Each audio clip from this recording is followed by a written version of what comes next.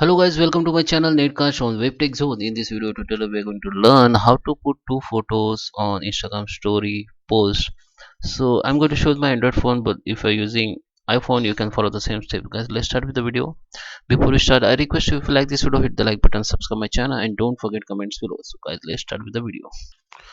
So guys, I'm on my Android phone. Just let's go to the Instagram, okay, and just click on this plus icon. Go to the story, then your camera will be open. Now you have to click one photo, just click photo, then one photo will be clicked. Now you have to go in this three line option, go to this three line option and click on draws, and here you can see the many colors. Just select any one, I just select this one and just hold within the photos for the seconds, so your background the color will photo color will be changed. Now you have to click this OK.